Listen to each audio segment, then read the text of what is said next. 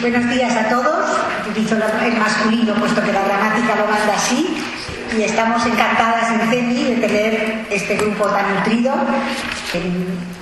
y esa merienda tan maravillosa que nos han preparado nuestro comité. Muchísimas gracias.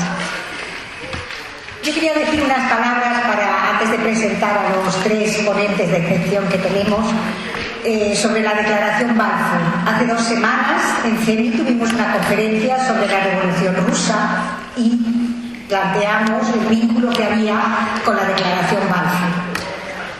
Es muy notoria la atracción de las sociedades por conmemorar lo que vamos a llamar las efemérides redondas. Y este año en CEMI hemos marcado los 500 años de la Reforma de Lutero y los 100 años tanto de la Revolución Rusa como de la Declaración Balfour, una coincidencia de aniversario que evidencia el vínculo que hay entre los dos eventos. Como os he dicho, hoy tenemos el privilegio de contar con 3 conferenciantes de excepción que nos van a explicar los orígenes y las consecuencias de una declaración que era solamente de intenciones, pero que cambió la perspectiva histórica del pueblo judío. En plena guerra mundial, el ministro de Asuntos Exteriores, Lord Arthur Balfour, se comprometió en una carta dirigida al barón de Rothschild a apoyar la constitución de un Estado judío en la que era entonces posesión turca en Palestina. Si bien este compromiso señalaba que el nuevo Estado no debía perjudicar los derechos de las otras poblaciones locales, de hecho contradecía muchas de las promesas que los británicos habían hecho a sus aliados árabes, prometiéndoles a ellos también una serie de concesiones. Terminada la guerra, la Sociedad de Naciones otorgó el mandato de Palestina a Gran Bretaña, que intentó entonces armonizar todas las ofertas que había hecho.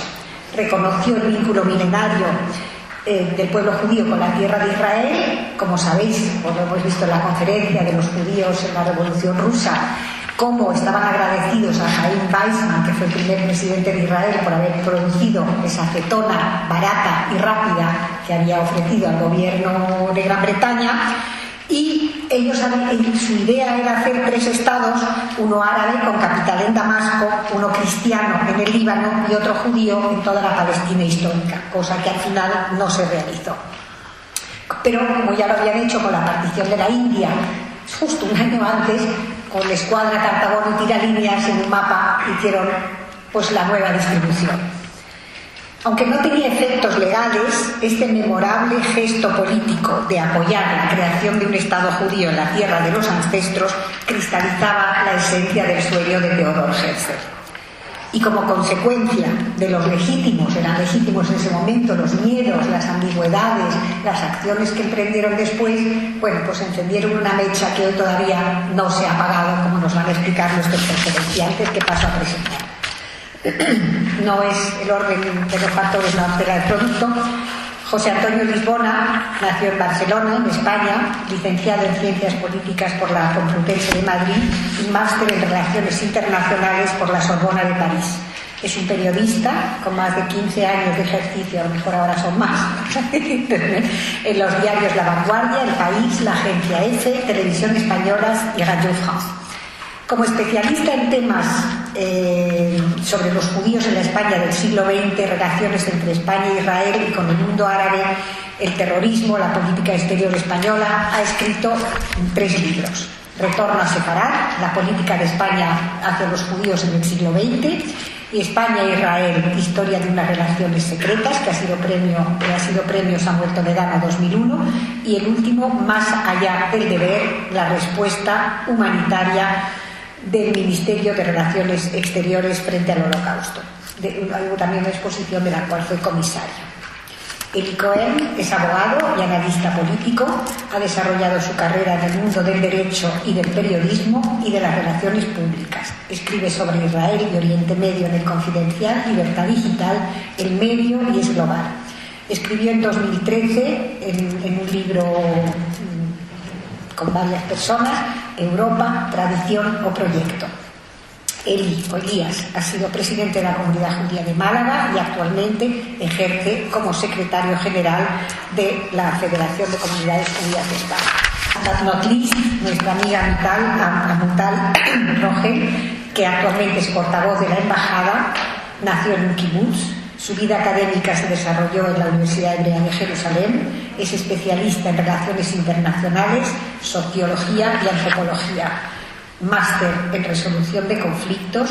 En 2004 entra en el Ministerio de Relaciones Exteriores y ha estado en Senegal, en los Países Bajos, Congreso Americano de Washington, llegó a España en el 2013 y es madre de 3 hijos y casada. Bienvenidos a todos y gracias.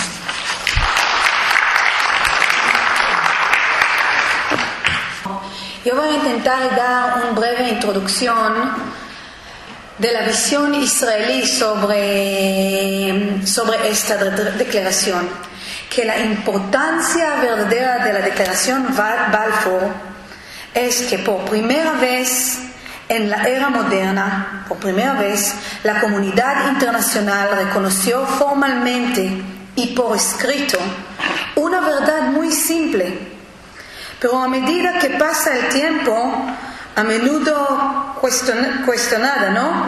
Que la tierra de Israel es la patria histórica del pueblo judío. Son las palabras de mi director general y que nos ha enviado en el 2 de noviembre 2017 para hablar sobre la importancia de esta declaración. Todo el proceso, todos los textos, todas las fechas, lo vais a escuchar de los expertos. Yo voy a hablar un poco de lo que pasó desde ahí, porque más o menos en el momento que fue publicado y de la dirigencia sionista en este momento, igual como hoy, estaba buscando cooperar con sus vecinos árabes. ¿Cómo vamos a ponerlo en objetivo? Chaim Weizmann, por ejemplo, que estaba dirigiendo la Organización Sionista Mundial, hablaba con el Amir Faisal y tal, y además firmó un acuerdo en 1919, pero en este momento también había espacio para los movimientos nacionalistas judíos y árabes en el medio de Oriente Medio, que ninguno de los dos, que ninguno de los dos puede ser un éxito real sin el otro. Que hay que sacarlo adelante juntos. Las denuncias de la declaración Balfour y ellos que opinan contra el movimiento nacional judío aparecieron muy poco después y han continuado hasta nuestros días. En el centro de este rechazo, y esto es algo que es importante recordar, en el centro de este rechazo al respaldo de la comunidad internacional a los derechos nacionales judíos está la negación fundamental de la conexión judía con la tierra. Todos que están hablando contra la declaración Balfour, y podemos oírle lamentablemente muy bien en las redes sociales, en la prensa y en diferentes plataformas, están rechazando la conexión del pueblo judío a la tierra de Israel. La posición árabe-palestina a la declaración Balfour estuvo y ha permanecido arriesgada en la visión antihistórica de que los judíos eran extranjeros sin vínculo alguno con la tierra y sin ningún tipo de derecho de vivir ahí como pueblo. Voy a hacer una pausa y invitar a todos los que están aquí hoy, o vuestros amigos, colegas, familias y tal, para un documental que vamos a proyectar, ¿cómo se dice? Proyectar mañana por la tarde a las 9:30 sobre Ben Gurión. ¿Y cuál es la conexión, no? Estamos hablando del sionismo moderno. Estamos hablando del sionismo político. Yo voy a ser la última, nosotros como Israel vamos a ser los últimos de negar 2000 años de diáspora y de los lazos que el mundo judío tenía en estos 2000 años. Y si queréis vamos a 3000 años, hasta el rey David con la misma tierra geográfica. Pero quizás, y esto hemos hablado antes, esta declaración histórica del Balfour tiene que ver con 29 de noviembre 1947, que celebramos justo mañana 70 años, es decir, la realización de esta declaración misma, o si queréis, con la lucha que vemos hoy en día con movimientos, no quiero decir por palestinos, pero muy anti-israelíes, que rechazan todo este enlace y el derecho del pueblo judío para su tierra. Todos están de acuerdo en que la declaración Balfour fue un hito en el camino moderno hacia el establecimiento del Estado de Israel. Israel en el 2017 tiene que vivir con las consecuencias de la declaración, pero también de la violenta rechazo árabe de esta declaración misma. 100 años, vuelvo a la palabra un poco de mi director general, porque lo ha escrito muy bien como una carta al mundo. 100 años después de Balfour, el conflicto provocado por el rechazo árabe a los derechos de los judíos no ha disminuido. Y la esperanza de una patria judía que viva en cooperación pacífica con sus vecinos árabes sigue siendo eso. Solo podemos esperar que su realización no requiera de un segundo siglo de conflicto y sufrimiento para judíos y árabes por igual. Muchas gracias.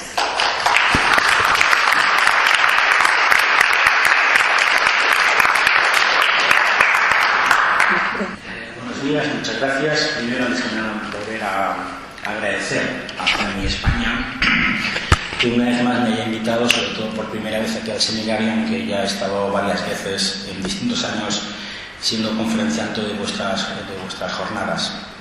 La verdad es que es una asociación a la cual aprecio, puesto que he estudiado y he escrito sobre ella, y la verdad es que hace poco tuve que escribir la historia de la Comunidad de Madrid, la historia de la comunidad judía de Madrid, y haciendo la historia recordaba cómo en 1920, hablamos de 1920, ya se constituyó CEMI en España por parte de la primera, la esposa del primer presidente de la comunidad judía de Madrid, Ignacio Bauer. La primera presidenta de CEMI fue Olga Dreyfus Bauer.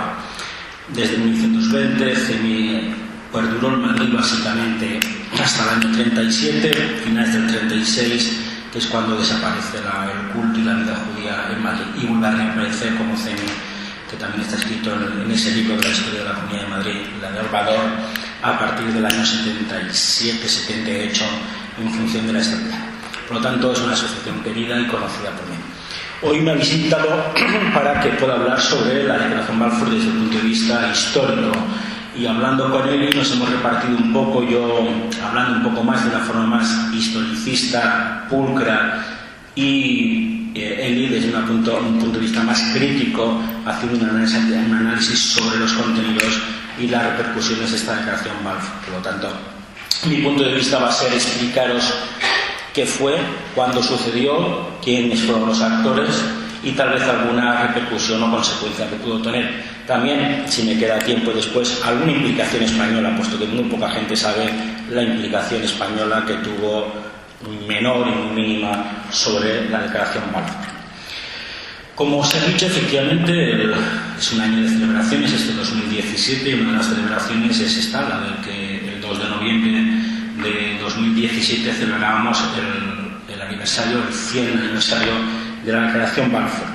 La verdad es que siempre se dice la fecha del 2 de noviembre, pues que fue la fecha de la firma de lo que sería el decreto, lo que sería la declaración, que al fin y al cabo es una carta, es una simple declaración carta, que efectivamente, como ha dicho Verónica, está firmada por entonces, digamos, lo que se llamaría Ministro de Asuntos Exteriores británico, Balfour, y está dirigido a Lionel Walter Rothschild, que era, digamos, el líder de la comunidad judía de Gran Bretaña.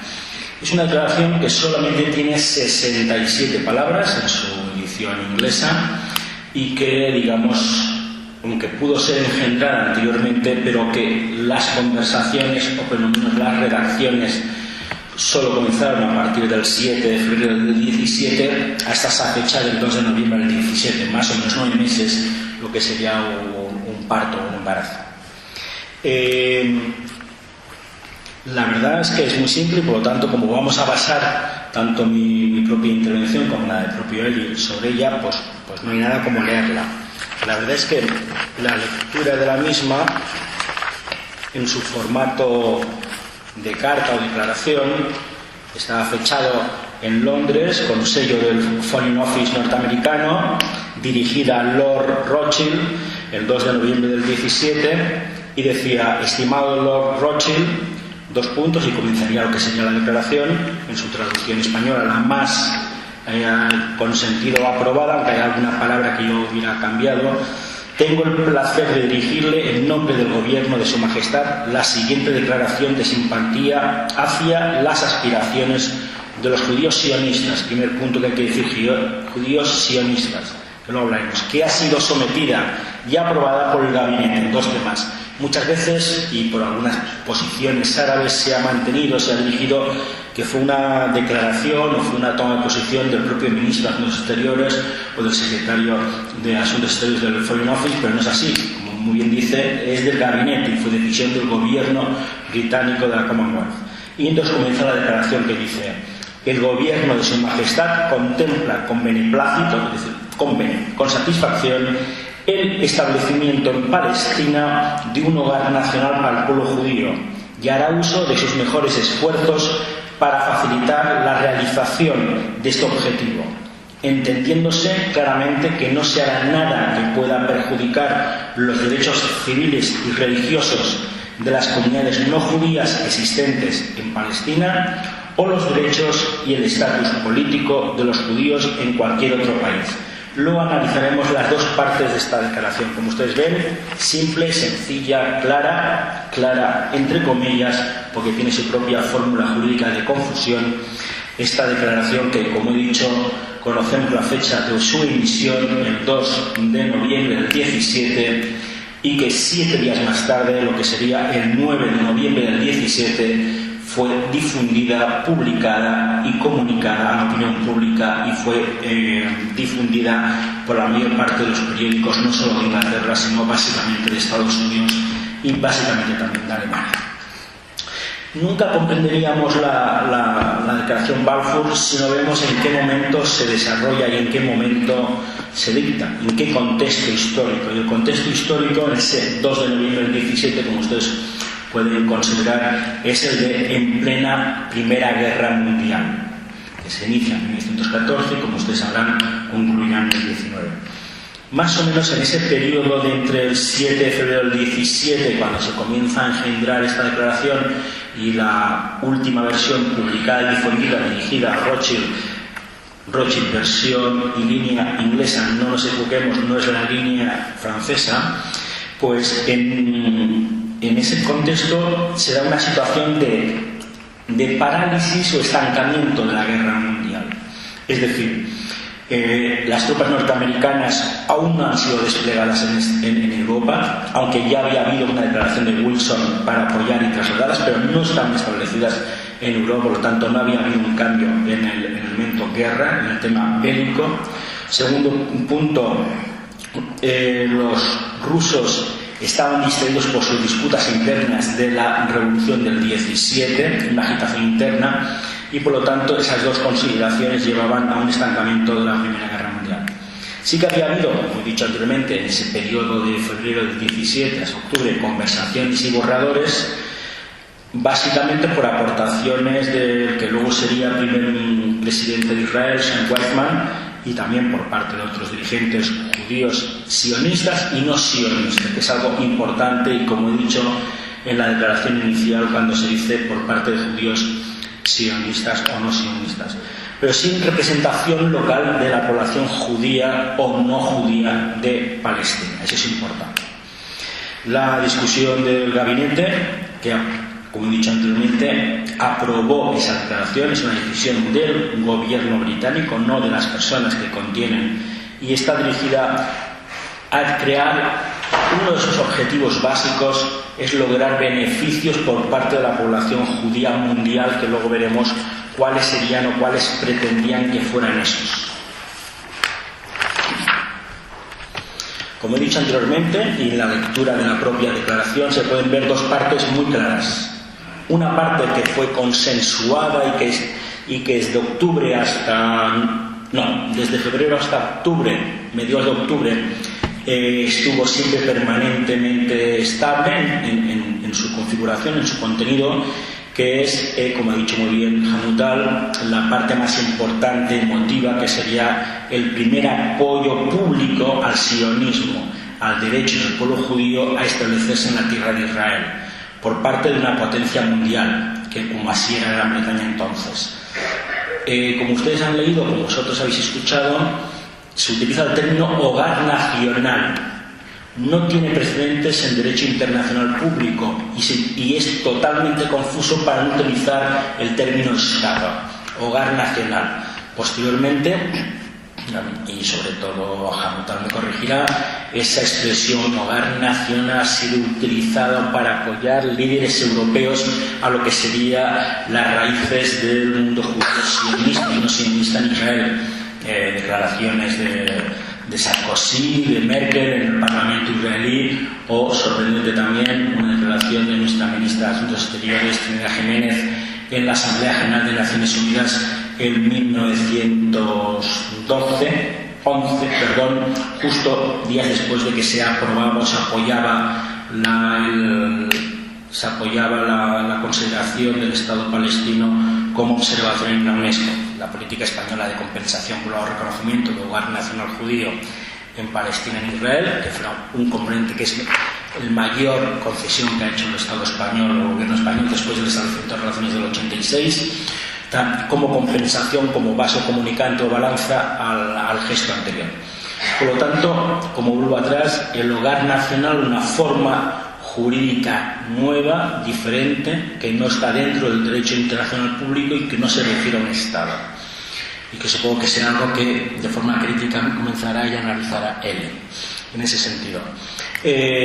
Tampoco se especifica los límites, es algo muy concreto y algo totalmente intencionado, que no fueron especificados límites. Incluso en la expresión hubo, hablando de contenidos, si el hogar nacional judío sería en Palestina o de Palestina, con lo cual se puede considerar que en los primeros borradores o incluso en la consideración y en la decisión básicamente de uno de los tres redactores de esa declaración, como era el propio Balfour, se consideró que tal vez no sería todo la perigrafía geográfica que hoy consideramos o que se conocía en ese momento, en el 17, el que se concedía como un hogar nacional para el pueblo judío.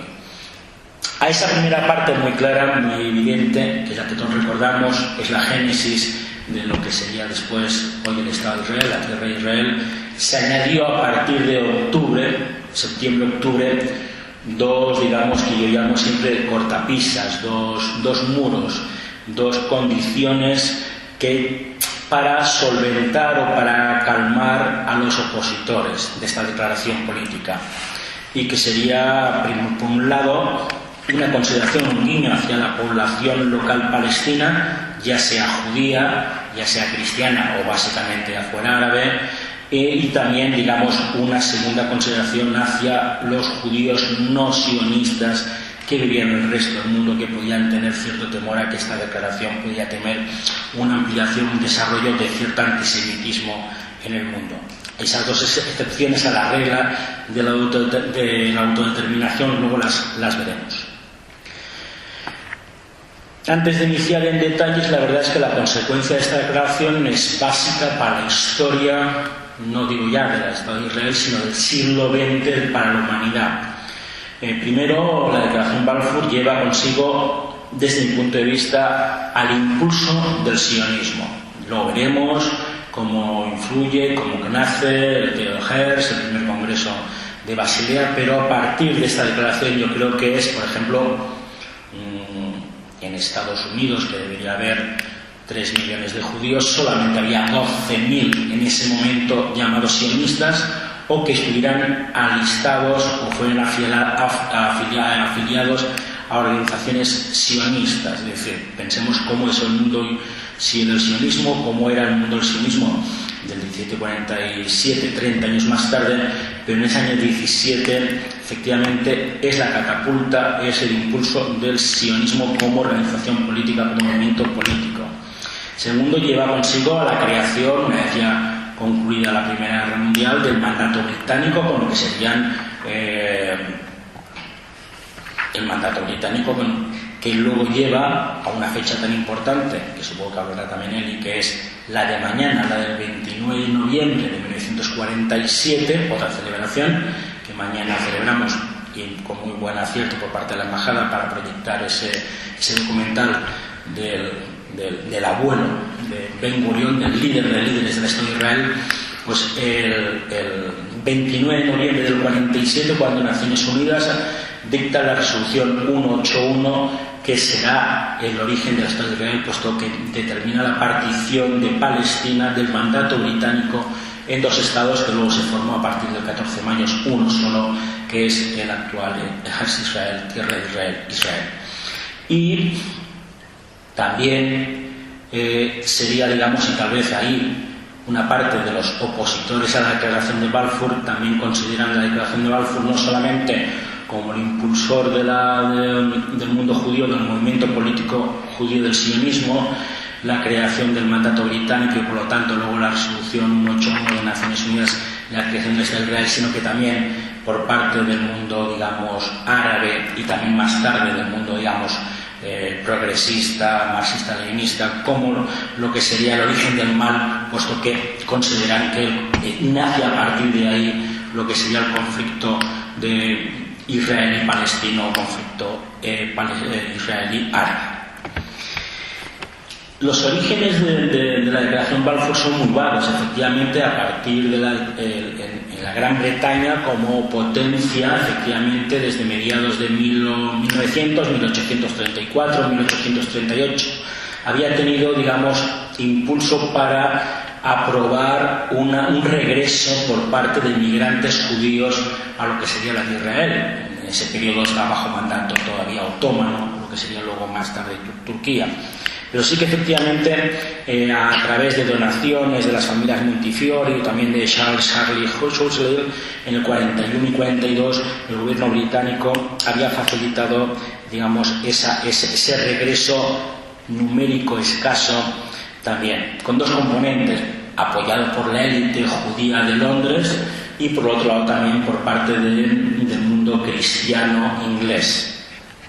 Pero no sería, digamos, hasta que aparezca el sionismo, hasta que no aparezca los primeros años del sionismo, con Theodor Herz, con el padre del Estado de Israel, digamos, cuando este periodista judío austríaco húngaro desarrolla lo que sería y conseguirá el apoyo internacional más bien de este movimiento.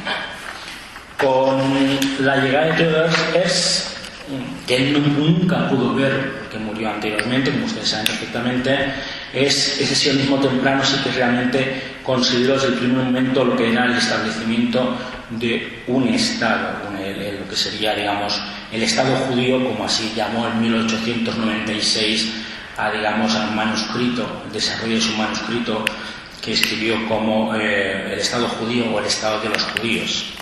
Anteriormente no fue el primero, efectivamente. A mí me gusta hablar de León Pinsker con el libro de autoemancipación, que desarrolla en 1881-84 en ese sentido. Y básicamente, en base a los pogrom y a los periodos y a las situaciones de antisemitismo que se había vivido en el centro de Europa y básicamente en Ucrania, Rusia también y Polonia. Entonces, como he dicho, efectivamente, la declaración Balfour no podríamos analizarla, no podríamos hablar de ella si no habláramos de Theodor Herzl, o no podríamos hablar de la génesis o el nacimiento del sionismo a través de Theodor Herzl, su libro, y también de ese primer congreso de Basilea, ese primer congreso sionista de 1897, cuyo, digamos, dentro de su declaración lo más importante era, comillas, el sionismo busca establecer un hogar para el pueblo judío en Palestina garantizado por el derecho político. No solamente se buscaba un hogar, un término hogar que luego empleará la declaración Balfour del pueblo judío, sino que también garantizado por el derecho político. A partir de ese sionismo inicial de Herzl y del primer congreso sionista, se fomenta el establecimiento de los primeros asentamientos judíos, se crea una organización de los judíos en la diáspora en favor del mundo sionista y se fortalece la conciencia judía desde el punto de vista. Y también, básico, se buscará y se prepararán las etapas económicas y lograr las soluciones, ya sean privadas o gubernamentales, necesarias para fomentar ese hogar nacional, que, como dije anteriormente, Herzl muere en 1904 y por lo tanto él no puede ver el nacimiento de esa declaración Balfour ni después ver lo que sí que será el hogar nacional judío en Palestina en 1948. Le seguirá en ese caso sería el primer presidente del Estado de Israel, que era el dirigente de la Organización Sionista Mundial, Chaim Weizmann, que a partir de 1904 inicia conversaciones con el gobierno inglés y básicamente con Balfour y también con Charles Dreyfus como representante del electorado inglés básico, esos dos personajes. También en ese sentido se habían creado una serie de, ustedes recordarán que en ese periodo, hasta que se establece la 181 y desde el propio Congreso de Basilea, hubo distintas, yo siempre las llamo románticas, aunque alguna pudo llevarse a cabo, algunas aspiraciones de crear un territorio judío para los judíos. Se consideró en el plan Uganda, que fue un plan con cierto apoyo por parte del gobierno británico, pero que no tenía ninguna justificación y, por supuesto, a ser posible, tampoco tenía aceptación por parte del mundo sionista, puesto siempre el hogar nacional judío tiene que ser en la tierra de Israel. Pero bueno, en aquellos momentos también se había considerado el tema de Guinea, Argentina, algunas repúblicas soviéticas posteriores al 17 en la Unión Soviética.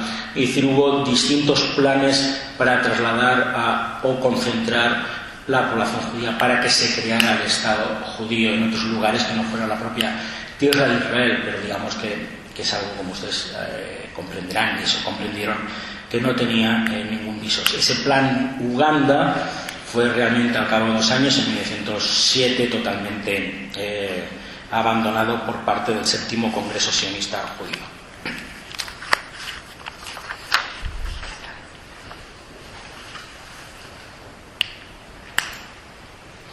Como he dicho anteriormente, y así también lo dice la propia declaración, en el sentido que es una carta o declaración que emite el secretario de la Commonwealth, el secretario de Asuntos Exteriores de Gran Bretaña, firmado por una declaración que dice a sí mismo que es una decisión del gobierno del gabinete de la Gran Bretaña dirigido a Rothschild. Por lo tanto, vemos el componente importante que tenía esa importancia de la familia Rothschild, ya sea la rama francesa o la rama inglesa, digamos, porque ellos habían sido los primeros en apoyar las colonias agrícolas judías y la primera gran ola inmigratoria de Palestina.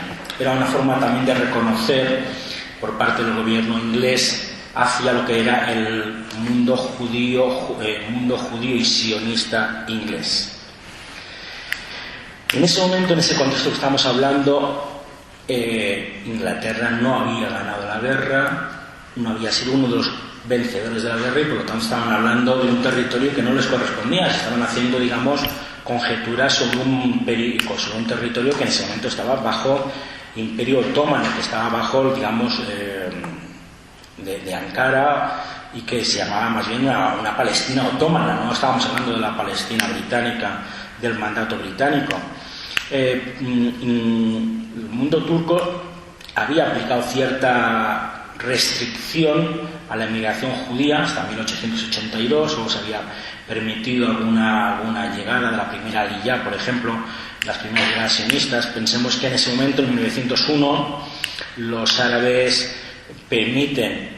los turcos no permiten hasta 1901 que los judíos puedan comprar tierras a los árabes, y en ese momento, en 1901, solamente había el 1% de población judía, que ya en 1914, 3 años antes de la declaración Balfour, ya era un 7%, y cuando se hace la declaración Balfour, más o menos los demógrafos consideran, y los historiadores, que puede ser un 10% de población judía en Palestina en el 17, cuando la declaración Balfour. Por lo tanto, estamos hablando de un 90% de población no judía en ese caso. Las conversaciones entre los sionistas y no sionistas, que también interfirieron con esas dos últimas afirmaciones que desarrollan la declaración, y el gobierno británico, comenzarían a partir desde que se hace la propia guerra mundial, desde 1914. Lo saben, pero para que lo sepan, 1914, Primera Guerra Mundial, dos bandos, un bando, la Triple Entente, lo que sería Gran Bretaña, Francia y el Imperio Ruso, y lo que serían las potencias centrales, que serían Alemania, Austria-Hungría y lo que sería el Imperio Otomano. Esas son las dos posiciones que tienen que ustedes ver en la geopolítica de la zona. En esos momentos, efectivamente, se entra como un elemento de cómo se va a desarrollar esa guerra y cómo se busca el apoyo judío por ambas posiciones, tanto los judíos que vivían en la Unión Soviética, muy importante, o los judíos que vivían en Alemania, muy importante, pero también los judíos que entonces estaban en Gran Bretaña, que eran más sionistas que, por ejemplo, en esos momentos los judíos que podía haber en Francia, o los judíos que también luego apoyarán la decisión de Wilson para incorporar a Estados Unidos a la guerra. Al final hay que decirlo, porque supongo que él también lo dirá, en el sentido de la posición del gobierno británico entre ese periodo previo al 17, a la declaración de Balfour, ese periodo entre el, digamos, 14-15, básicamente del 15 al 17, es lo que yo llamo el doble juego británico. El doble juego británico en el sentido que en el 17 efectivamente desarrolla esa declaración donde se ve muy claro un apoyo al hogar nacional judío en Palestina, no de Palestina, en Palestina, pero previamente en el año 1915, al inicio de la Guerra Mundial, había habido una serie de apoyo y declaraciones en favor de los árabes y sobre todo de promesas a los árabes. El gobierno británico utiliza a los árabes como quintacolumnistas en contra de la posición de los turcos, y si ustedes, lo más revelador siempre son las películas, y si ustedes recuerdan La Hora de Arabia, ven perfectamente cómo las promesas británicas al jerife de la Meca o a los distintos jeques que podían establecerse ahí en Arabia o en Damasco, la parte actual de Irak, lo que sería de Bagdad, de las promesas en reconocer la independencia árabe en el caso que hubiera una victoria británica, y también, digamos, los límites que entonces marcarían básicamente el reparto de Siria, situaciones en los distritos de Damasco, de Homs, Hama y Alepo, lo que sería la parte norte, para reservarse la parte de Transjordania y la parte de Palestina.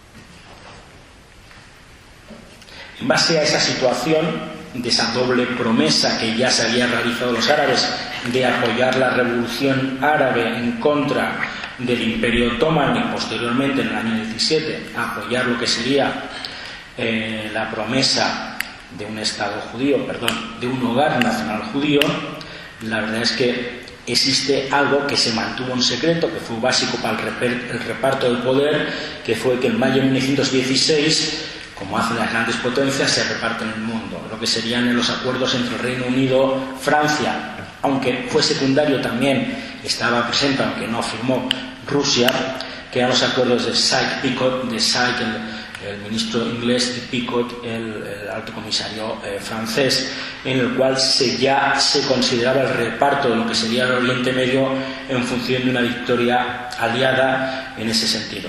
Por lo tanto, se repartían el Asia Occidental, se repartían también las posesiones del Imperio Otomano y se repartían y se consideraba lo que sería entonces Palestina como un mandato británico, mandato en el sentido de que no iba a ser posesión británica, sino simplemente iba a gestionar una especie de lo que nosotros llamaríamos en Europa lo que fue protectorado, pues un mandato donde también se permitía una cierta internalización de lo que sería Palestina, y ahí sí que tenía, digamos, con Rusia como país católico cristiano importante, lo que sería el apoyo de los santos lugares.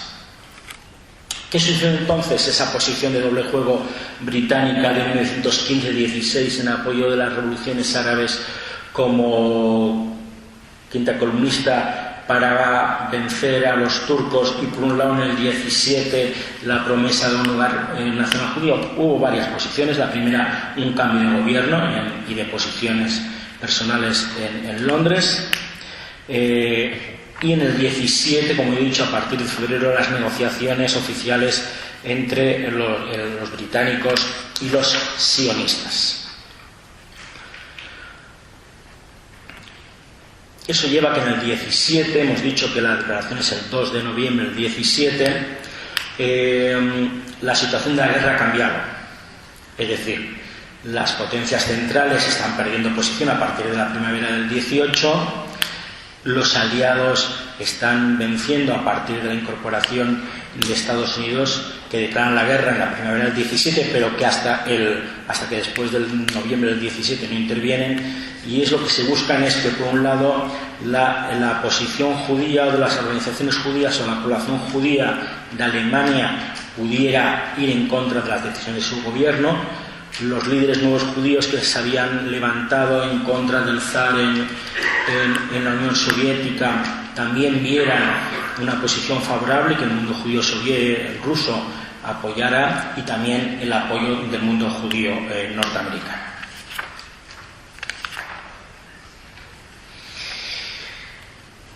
Yo creo, como he dicho anteriormente, cuando he leído la declaración había dos hechos importantes. Primero, que solo os hablamos de 67 palabras con dos partes muy diferenciadas. La primera parte, que se habla de un hogar nacional judío para el pueblo judío versus Estado judío. No se habla de Estado judío, importante que hagamos esa salvedad, porque sí que habría una cierta oposición por el programa de los no judíos sionistas.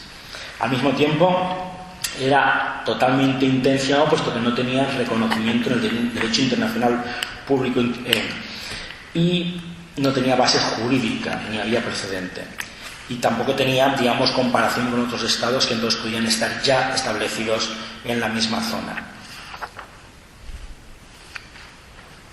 La idea era clara, era establecer un estado judío inmediatamente posterior, pero no se sabía cuándo.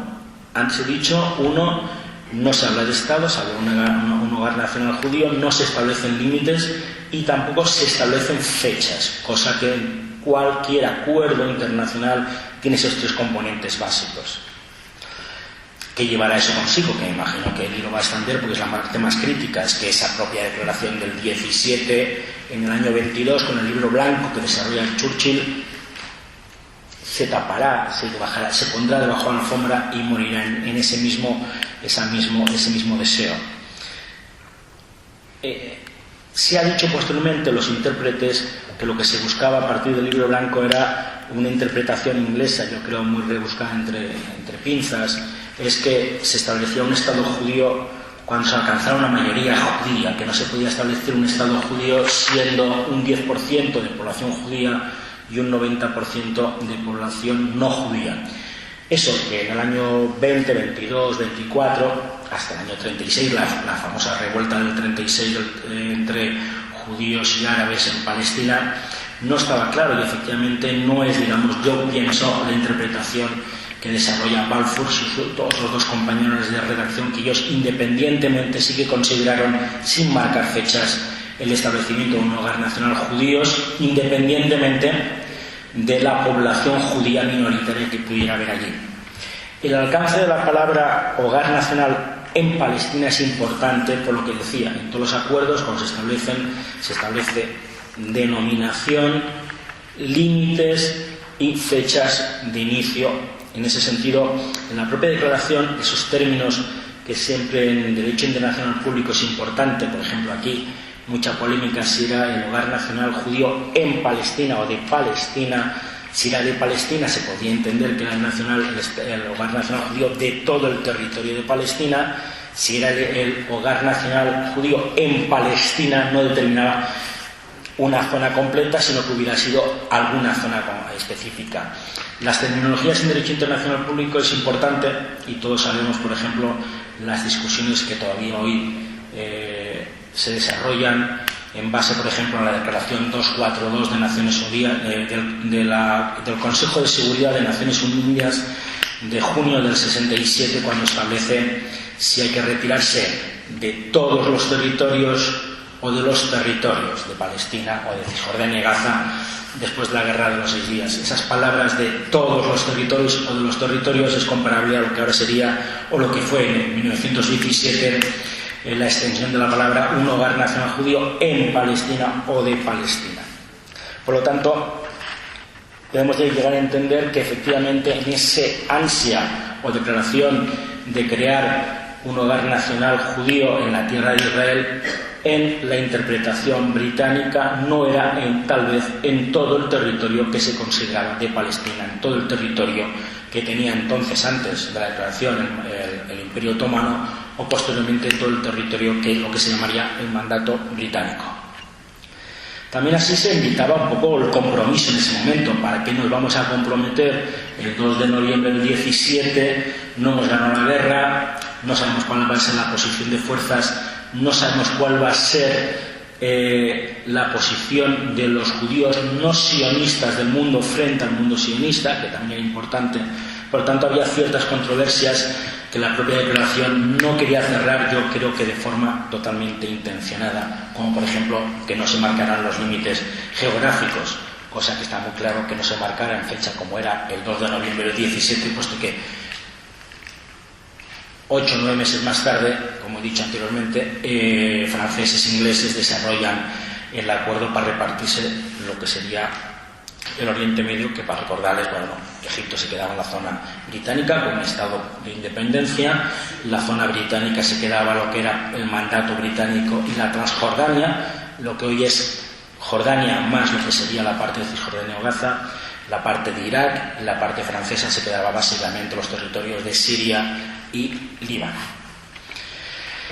La segunda parte de la declaración, digamos, son lo que yo llamo, hay 2 pasos delante y 2 pasos atrás. El paso adelante era el hogar nacional judío y el territorio de Palestina. Los 2 pasos atrás eran las 2 salvedades que se añaden en el último mes y medio de la declaración, del análisis y de determinación de declaración. Uno era los derechos civiles y religiosos de las comunidades no judías en Palestina, y la segunda parte eran los derechos y estatus políticos de los judíos en otros países del mundo. En esos derechos civiles y religiosos de las comunidades no judías en Palestina, que era la primera cláusula de salvedad que aplican los redactores, se refería a la protección de los derechos civiles y religiosos de los no judíos, por lo tanto de esos 90% de la población palestina básicamente árabe y cristiana, que en ese momento, como he dicho anteriormente, los no judíos, entre comillas, constituían el 90% de la población en Palestina. La segunda salvedad, la salvedad de los derechos y estatus políticos entre los judíos en otros países del mundo, era respecto a los judíos no sionistas. Hablemos que el sionismo, si determinamos lo de 1906-1907, el primer Herz, el Congreso de Basilea, había, como he dicho anteriormente, un mundo mayor de judíos no sionistas que sionistas. Por lo tanto, era salvaguardar un compromiso que no se podía hacer nada perjudicando los derechos de las comunidades judías de otros países de fuera de Palestina. Y es cierto que en los primeros borradores, los borradores que aparecen entre febrero y octubre, no se incluye esta salvaguarda y que fue redactado, como he dicho, muy a finales de octubre y básicamente con gran parte de la oposición de la comunidad judía anglo-británica, anglo-judía de Londres. Me quedan 2 minutos. La reacción, vamos a pensar ¿qué reacciones hubo? Pues, por supuesto, hubo una reacción sionista positiva a la declaración. Rápidamente, a partir del 9 de noviembre, cuando la declaración es pública, es divulgada y escrita y divulgada por parte de gran parte de los medios de comunicación, tanto en Alemania, en Austria, como en Gran Bretaña y en Estados Unidos. Weizmann, el primer presidente, tiene una posición que yo llamaría bastante marketingiana, bastante divulgadora de comunicación y promoción, que lo que quería es que ayudaran los objetivos de la guerra, es decir, en 3 aspectos. Primero, obligaría a Rusia a mantener la presión sobre Alemania desde el frente oriental, puesto que los judíos habían sido prominentes en la Revolución Rusa. Segundo, reuniría a la gran comunidad judía de Estados Unidos para presionar una mayor financiación para el esfuerzo bélico norteamericano en Europa. Y por último, también se quería lograr que el mundo judío alemán, la comunidad judía alemana, dejara de apoyar al régimen del Kaiser Guillermo II. Como he dicho, la Declaración Balfour desarrolla e impulsa al mundo sionista y, como dije anteriormente, en 1914 la Federación Sionista de Estados Unidos solo tenía 12.000 miembros. Por lo tanto, era realmente muy escaso. Solo tenían 200 asociaciones y con 12.000 miembros. Pensemos que ya un año después de la Declaración Balfour, en 1918, de 12.000 sionistas en Estados Unidos pasamos a 149.000 miembros de organizaciones sionistas, y que efectivamente ya se desarrolló un gran clamor, apoyo al mundo del regreso a la tierra, al hogar nacional judío. Por supuesto, en contra de esa posición del mundo judío o del mundo occidental en base a esos 3 mundos judíos de la Unión Soviética, los judíos norteamericanos, los judíos en Alemania, habría la oposición palestina. Por lo tanto, la comunidad tanto cristiana como musulmana local en Palestina, que constituía ese 90%, se opuso firmemente a la declaración y decía más o menos un tenedor. Decían 3 razones. Primero, porque él era una potencia europea, no la había dado propio, sobre un territorio no europeo y desde un plano de desprecio a la población local que se tenía en ese momento. Si eso era la respuesta palestina, la respuesta árabe fue también negativa y opositora, en el sentido que se sentían, digamos, engañados por el doble juego británico, que en el 15 les apoya en sus aspiraciones de independencia del mundo árabe respecto al mundo otomano, y tanto el jerife de la Meca, que había sido el que había desarrollado la rebelión árabe en contra de los turcos, pues efectivamente en el año 18, en enero, envía un mensaje muy crítico en contra de la creación de un hogar nacional judío, aunque él habla en su carta que nunca aceptaría un Estado judío independiente en Palestina. Por lo tanto, mientras los ingleses hablaban de hogar nacional judío, los árabes ya hablaban de un Estado judío independiente. Si había una oposición otomana o una oposición árabe en Palestina, no olvidemos que también hubo otra potencia, no tanto militar, no tanto política, sí, digamos, celestial o social, como era la Santa Sede. A la Santa Sede tampoco no gustó la declaración, puesto que privaba, o por lo menos tenía cierta desconfianza de cuál iba a ser el estatus religioso, el estatus de la Santa Sede o del mundo católico respecto a los santos lugares. Y por lo tanto el Papa Benedictino XV, que fue el Papa en aquel momento, independientemente de las presiones que tuvo el lobby judío norteamericano o pro-sionista, manifestó realmente que estaba en contra y apoyó a gran parte de la población cristiana que vivía en Palestina, que al mismo tiempo de ser cristianos eran de origen árabe. Y en ese sentido, y ya termino, querría vincular en 2 minutos lo que sería la única apreciación o los historiadores e investigadores hemos encontrado respecto a Declaración Balfour y Gobierno de España. En el sentido, por supuesto, no desarrolla 1910, después de la restauración monárquica, el rey Alfonso XIII, no existe, digamos, una declaración de apoyo formal, una declaración de Balfour.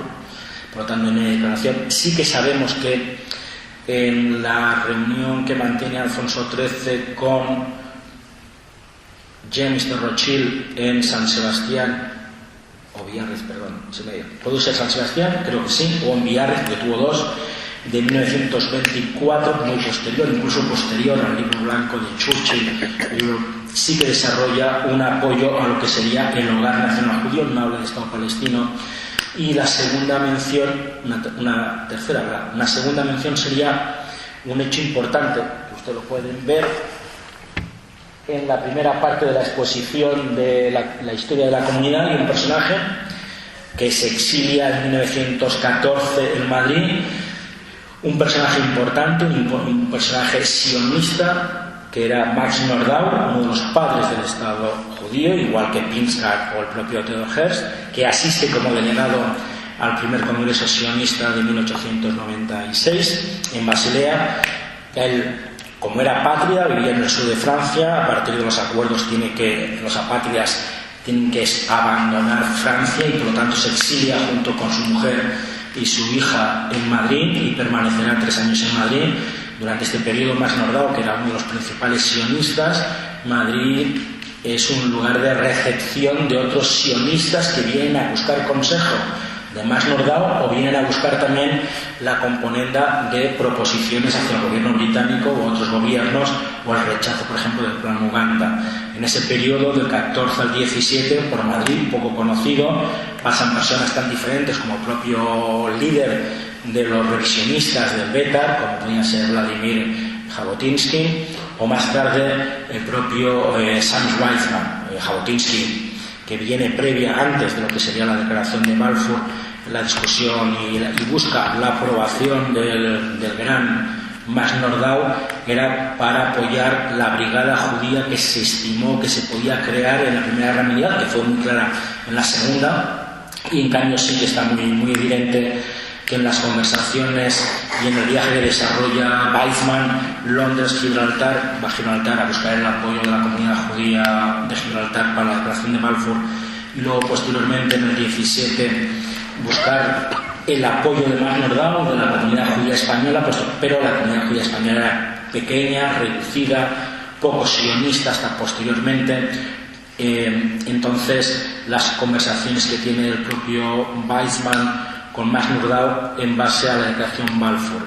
Se ha dicho, y muy recientemente, que el propio Max Nordau pudo tener cierta influencia en Alfonso XIII en ese apoyo del hogar nacional judío, y también en una siguiente posición, y eso lo dijo en su discurso durante el reciente viaje del presidente del Estado de Israel, Rivlin, puesto que otro personaje que ustedes verán aquí a la izquierda, de los impulsores de esta comunidad, la comunidad judía de Madrid, también en 1916 y 17, como era el catedrático de semítica Abraham Yehuda, cómo desarrolla esa posición, y cómo Yehuda y Max Nordau habían pedido al gobierno español que ayudara a la protección de los judíos que vivían en Jaffa. Jaffa era la población judía más importante en ese momento, y en el avance y la pérdida de las batallas de El Harish y de Gaza por parte de los otomanos, se consideraba que los turcos, los otomanos que estaban entonces en Jaffa,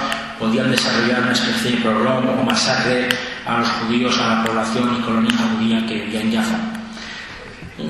El presidente de Israel, Rivlin, a quien se lo tuvo que decir, que efectivamente el cuñado de su padre, que entonces era Abraham Yehuda, pudo intervenir junto con Alfonso XIII para solicitar la salvación de sus judíos. La verdad es que los historiadores, yo por lo menos, y yo creo que no es que no lo haya encontrado, sino que no existe. Lo que sí es realidad, que fue una posición del entonces nuestro cónsul en Jerusalén, el cónsul que era el conde de Balobar, más tarde llamado duque de Terranova, que como representante aliado de los diplomáticos aliados fue el último en salir de Tel Aviv y fue realmente el que asumió la representación del resto de dignatarios diplomáticos, ya sean franceses, italianos, ingleses, norteamericanos, y fue efectivamente quien se opuso al general turco que quería desarrollar la masacre. Efectivamente, la declaración Balfour en ese sentido tuvo esas tres patas en España. Una, la declaración de apoyo de Alfonso XIII después de su reunión con Rothschild en el 24, ya sea en Biarritz o en San Sebastián. Segunda, el establecimiento en Madrid como exilio de Max Nordau, uno de los padres del sionismo, y las conversaciones que tuvieron después del 2 de noviembre del 17 con Weizmann en Madrid. Y la tercera, el apoyo del gobierno español a la salvación o protección de los judíos en Jaffa. No quiero extender más, tenemos a escuchar la magnífica conferencia que nos va a hacer ahora Eli. Sobre todo yo le he dado una visión más aséptica, con algunos comentarios, pero va a ser mucho más crítico. Muchas gracias.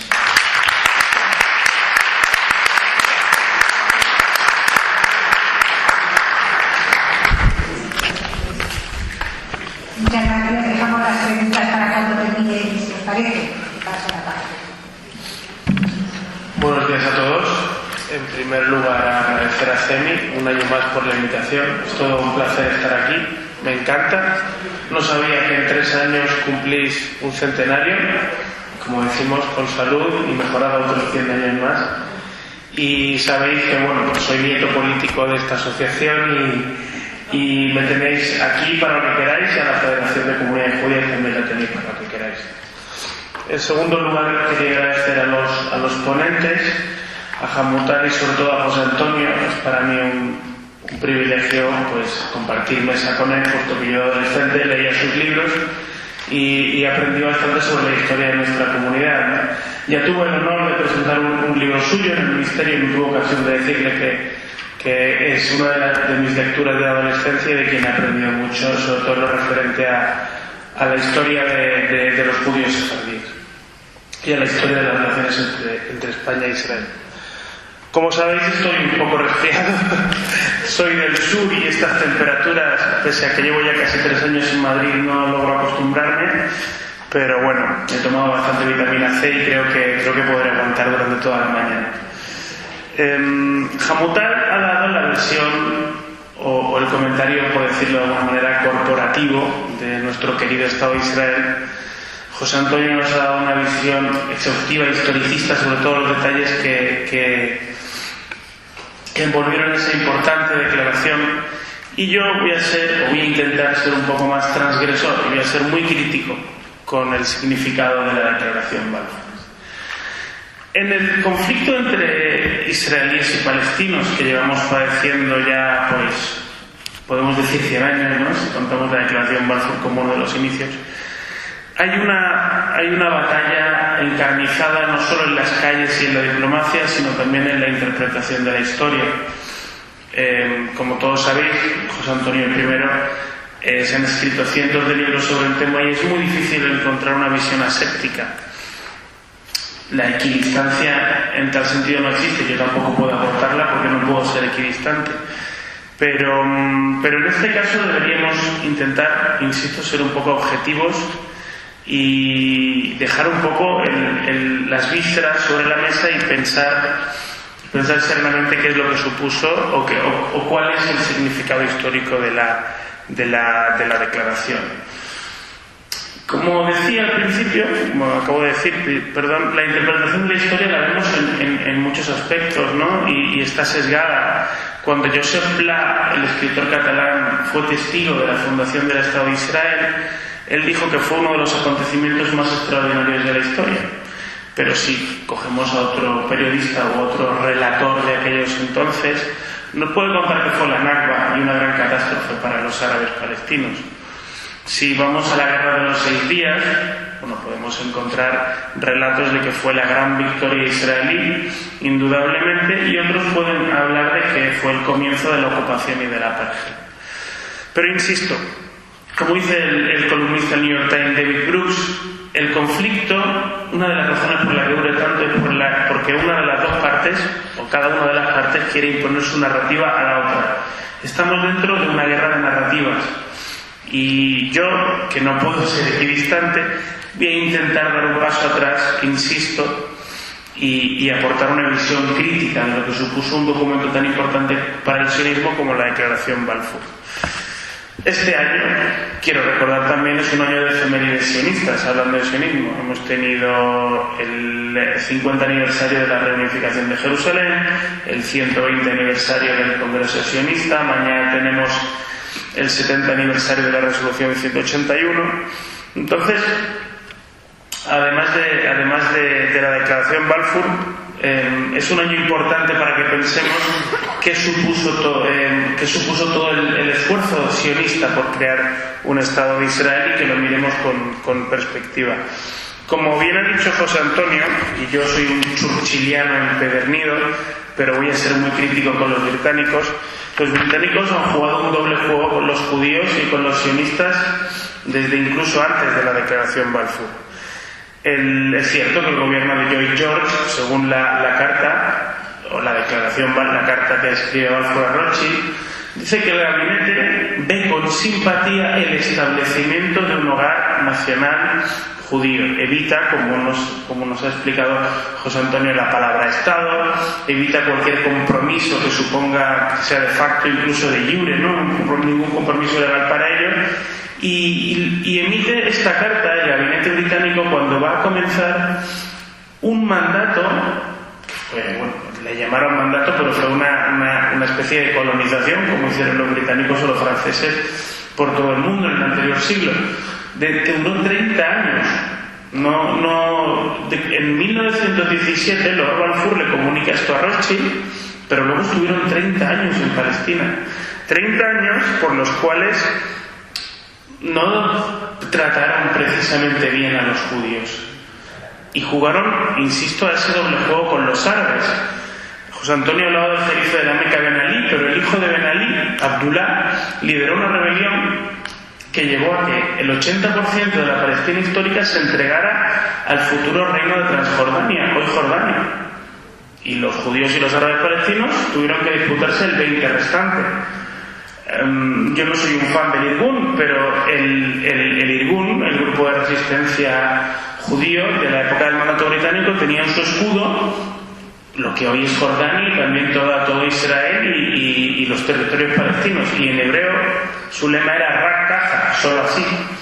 Pero los británicos favorecieron que el 80% del territorio se lo dieran a Abdullah, el hijo del jerife de la Meca, por esto mismo, por este doble juego británico. Hay que olvidar que una célebre frase de la diplomacia británica es que los británicos no tienen amigos, solo tienen intereses. Y esa quinta columna del nacionalismo árabe, tenemos que decir que el nacionalismo no es algo autóctono de los árabes, el nacionalismo es un invento europeo que los europeos y los judíos llevamos a Oriente Medio. Los árabes eran tribales.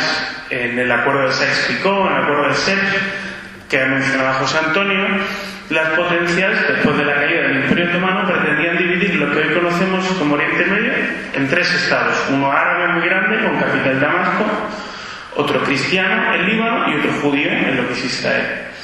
Pero no fue así. Se inventaron Siria, se inventaron Líbano, se inventaron Irak, se inventaron Arabia Saudí. Arabia Saudí se llama Saudí porque es de los Saud. Le regalaron un país entero lleno de petróleo a una familia, a una monarquía tribal, por decirlo así. Entonces nosotros, los europeos y también los judíos, llevamos lo que es hoy está muy en boga la palabra nacionalismo con todas sus connotaciones negativas, pero tampoco podemos abjurar de ella. El sionismo es un nacionalismo distinto a los que hoy acostumbramos a leer en los medios, pero lo es. Y ese nacionalismo también se metió en el mundo árabe, y eso hizo que empezaran a dibujar fronteras donde antes no había. Y eso fue culpa de los británicos y también de los franceses. Volviendo al documento, el documento no tiene ninguna validez legal.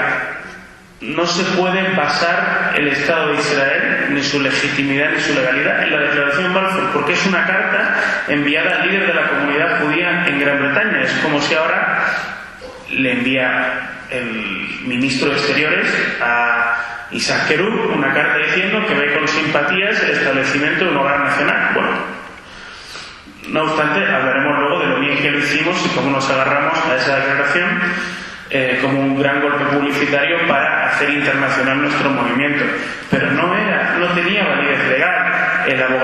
Un abogado israelí que a mí me encanta leer, que es Sol Leibovitz, lo establece muy claro. El primer documento legal que ratifica ese derecho de los judíos o de Israel a existir es el mandato de la Sociedad de Naciones en 1922 a Gran Bretaña, y posteriormente la resolución 181, de la que mañana celebramos 70 años, en la cual Gran Bretaña, por cierto, se abstuvo.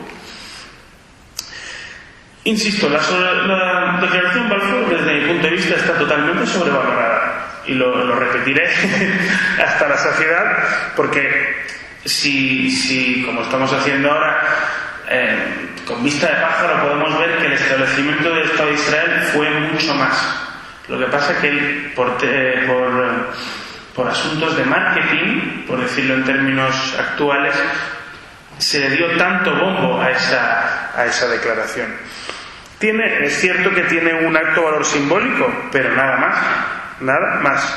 Como ya hemos comentado, los británicos envían esa declaración, esa carta a los Rothschild, pero mientras tanto el general McMahon, británico también, pues se carteaba, como hemos dicho, con el jerife Belalí, haciéndole promesas con tal de que desestabilizara el Imperio Otomano. También hay que recordar el Libro Blanco. En estos 30 años, insisto, 30 años de mandato, desde que Balfour dice que ven con simpatías el hogar nacional judío, hasta el 15 de mayo del 48, más de 30 años en los que los británicos están en Palestina, no ayudan precisamente a ello. En el Libro Blanco, mientras los judíos están siendo perseguidos en toda Europa, el Libro Blanco es un documento en el cual establece restricciones para la inmigración judía a Palestina. Eso no es precisamente ver con simpatía, es la creación de un hogar nacional. Perdón, el resfriado me tiene un poco desorientado. Posteriormente, conforme el mandato avanza, las revueltas árabes, la creación de los nuevos estados árabes, los judíos seguimos intentando luchar para que nos reconozcan un Estado-nación moderno, con sus fronteras, su población, su soberanía. Y los británicos, insisto otra vez, se resisten. Es cierto que los grupos armados judíos cometen atentados terroristas contra los británicos, pero también los británicos detienen a judíos en Palestina, les prohíben ir a tocar el shofar el día de Yom Kippur al Muro de las Lamentaciones. Hacen una administración colonial bastante asfixiante para los movimientos independentistas judíos. Eso es cierto. No solo el Libro Blanco, que fue catastrófico, sino también desde este punto de vista, y eso que en 1948 ya había universidades, periódicos, sindicatos, hospitales y todas las estructuras de Estado medio montadas, no fue fácil. Y no fue fácil porque los británicos lo pusieron difícil. Hay una frase mítica de Ben Gurión, en las postrimerías de la Segunda Guerra Mundial. Claro, Ben Gurión y todos los líderes sionistas luchaban contra los británicos, pero los británicos luchaban contra Hitler. Entonces Ben Gurión dijo: apoyaremos a Inglaterra en el exterior como si no hubiera Libro Blanco, y lucharemos contra Inglaterra en el interior como si no hubiera guerra. Y esa es la situación a la que tuvieron que enfrentarse los líderes sionistas. En ese periodo, en 1936, el gobierno de Baldwin, antes del de Chamberlain, le encarga a Lord Peel, que era un lord de la Cámara de los Comunes, que establezca una comisión real sobre Palestina, sobre qué hacer con Palestina. Han pasado 19 años desde la declaración Balfour.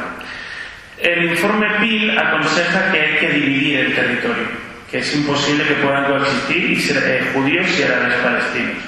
Y aún así los británicos se resisten.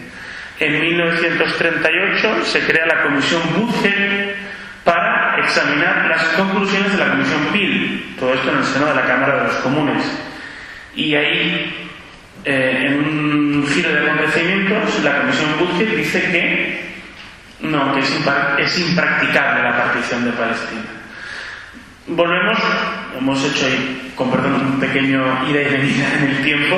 Estamos a finales de los 30, principios de la Segunda Guerra Mundial. Después de la Segunda Guerra Mundial, la Gran Bretaña, con todos los movimientos de descolonización y con el horror del Holocausto presente, no le queda más remedio que intentar poner solución a lo que está allí pasando, pero no se implica directamente, sino lo que hace es ceder el problema a la recién creada Naciones Unidas, que establecen una comisión especial sobre Palestina, en la cual elaboran un plan de partición, el cual se votó mañana hace 70 años, y en el cual, insisto, Gran Bretaña se abstuvo.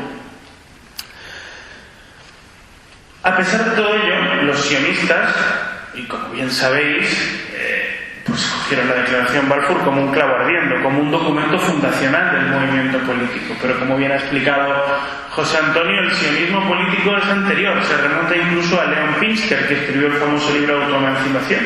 Aún están los historiadores debatiendo si la idea original era de Pinsker o de Herzl. Pero si nos vamos solamente hasta la declaración Balfour, que fue, y ahora entraremos en ello, un logro en lo que a Public Affairs, a relaciones públicas, se refiere, si solo nos centramos en Balfour, nos olvidamos del titánico esfuerzo de Theodor Herzl, que murió con 44 años sin ver su sueño hecho realidad, pero en 1897 ya dijo que si lo creíamos no sería una leyenda, y ya en 1948 había un estado, ¿no?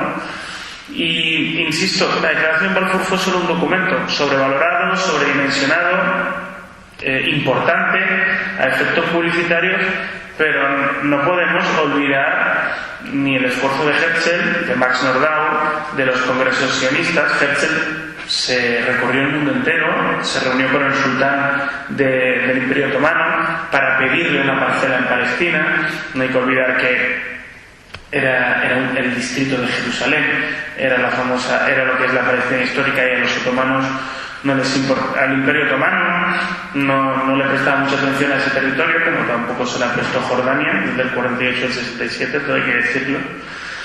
Y todo ese empeño de Herzl, legitimando el movimiento como una aspiración política dentro de los movimientos nacionalistas de finales del siglo XIX, esas 5 o 6 grandes aliados, sobre todo desde Rusia y desde Europa, esa formación de fuerzas paramilitares, el establecimiento del Yishuv, el Histadrut, el primer sindicato, el primer periódico al Lebanon, que es de 1863, todas esas cosas, desde mi punto de vista, parece que quedan ensombrecidas cuando hablamos de la famosa declaración Balfour. Pero bueno, fueron los sionistas, lógicamente, que tomaron este papel, esta carta, como un documento fundacional de legitimación internacional del movimiento. Y ahora entramos en la importancia de ese documento. Quiero decir, conseguir de la mayor potencia de aquellos entonces, que era Inglaterra, la potencia que se iba a quedar del territorio, una declaración favorable hacia el establecimiento de un hogar nacional judío, fue una gran hazaña diplomática. Chaim Weizmann, que posteriormente fue el primer presidente del Estado de Israel, luchó incansablemente, sobre todo en Inglaterra, creó la Federación Sionista, tuvo contactos con todos los políticos, habló con Rothschild para que pagara la deuda externa del Imperio Otomano y para que comprara tierras en Palestina. Y ese esfuerzo, en lo que a política y diplomacia se refiere, se tradujo en esa hoja, es cierto, pero yo quiero recordar que, otra vez más, no tuvo ni validez legal, ensombreció a lo mejor muchos otros esfuerzos del movimiento sionista y insisto, 30 años que estuvo Inglaterra en Palestina. Yo creo que no les hicieron ningún favor a los sionistas. Así que, bueno, en resumidas cuentas, como quería expresar, insisto, Hamutal ha dado la versión corporativa, José Antonio la historicista, y yo he intentado ser un poco transgresor y dar la opinión crítica. Fue un documento importante, utilizado como legitimador internacional, pero desde mi punto de vista estuvo totalmente sobrevalorado. Muchas gracias.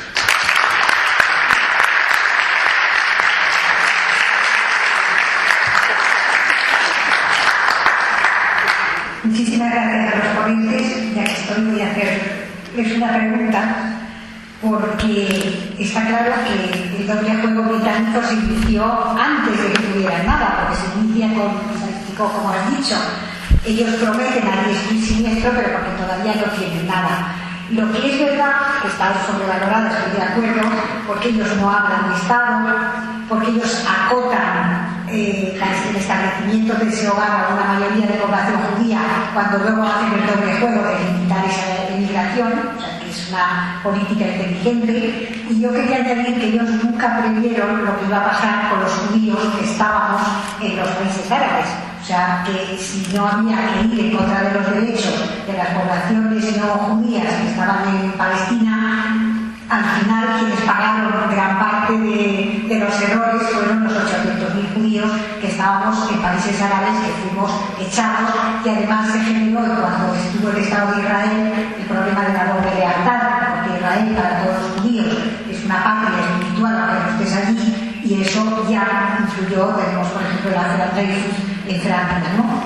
Y yo quería decir también una anécdota de Chaim Weizmann, cuando él discutía con las autoridades británicas, que le dijeron que intentaban convencer, porque después de todas las promesas tenían que dar tierras, y cuando les tocó lo de Jordania, que se habían olvidado y tuvieron que dársela, los palestinos entraron en Jordania al grito de Palestina es Jordania, Jordania es Palestina, y fueron masacrados. Es algo también que se obvia, ¿no? Cuando Chaim Weizmann hablaba con las autoridades británicas y les dijo, pero ¿por qué queréis que no estemos en Palestina si siempre ha sido nuestro hogar? ¿Se imagina usted que yo le dijera que no estuviera en Londres? Y el otro le contestó, pero Londres es nuestro. Y el otro le dijo, y Palestina fue nuestro cuando Londres era todavía unos pantanos. Entonces, realmente hay muchas figuras que son más importantes, y me alegro que lo hayáis señalado, que la declaración Balfour, ¿no? Gracias.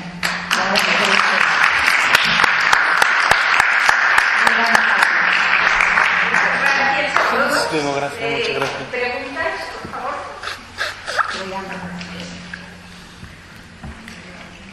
Marisa, tienes una voz potente. Sí, una pregunta para él y yo. Me consta que este año se han hecho las celebraciones del aniversario en Londres, mientras Robert Berlin estaba en Madrid, en el año estaba en Londres. Entonces quiero saber si esto ha sido algo que hemos hinchado un poco para defendernos. ¿Qué repercusión tiene hoy en día? O sea, ¿qué importancia o cómo podemos seguir defendiendo la declaración Balfour? Muchas gracias. Bueno, fíjate que antes del 100 aniversario, Mahmoud Abbas, el presidente de la Autoridad Nacional Palestina, le pidió explícitamente a Theresa May, la primera ministra británica, que abjurara de la declaración Balfour, que la condenara.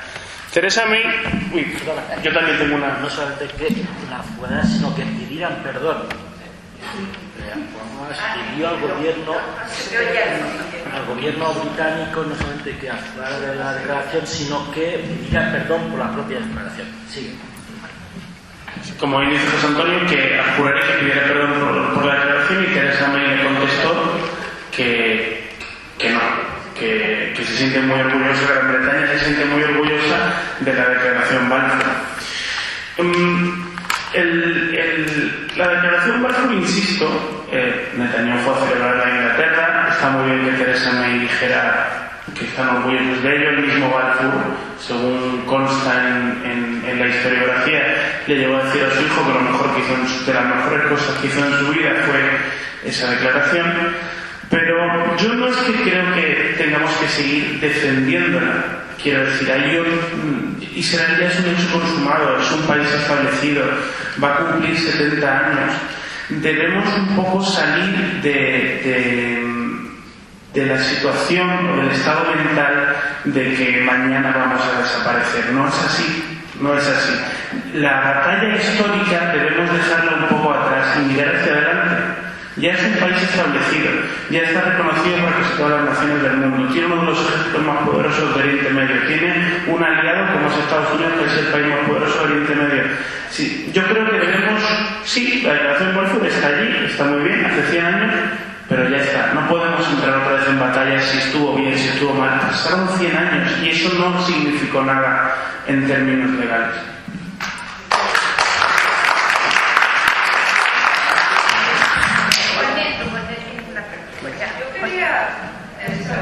No sé qué oye. Perdona, ¿tú querías contestar algo a la Porque quería saber cuál es la diferencia entre hogar nacional. Hogar quiere decir un sitio donde está, y nacional quiere decir una nación. Y Estado, ¿qué es un Estado además de ser Estado? El derecho público. No, perdón, voy a preguntar todo lo que quería.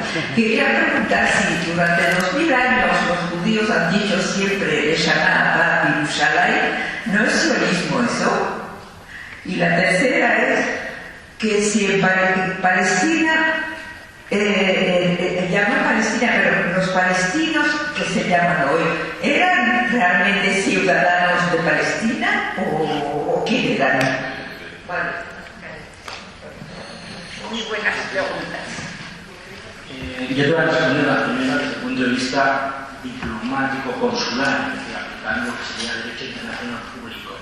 Es decir, cuando uno habla de Estado, lleva consigo reconocimiento, ya sea de facto o de jure. Es decir, de jure, cuando existe una declaración por parte de otro Estado que es equivalente y por lo tanto lo reconoce. Pongamos un ejemplo.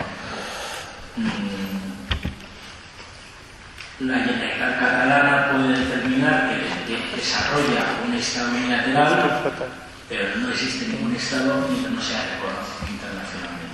Puede ser un hogar nacional, una nación de naciones. Podemos buscar la palabra etimológica que queramos de sucedáneo, pero no un Estado. Entonces, cuando en la propia declaración, el propio gobierno británico de determinación de hogar nacional, es falta de compromiso con la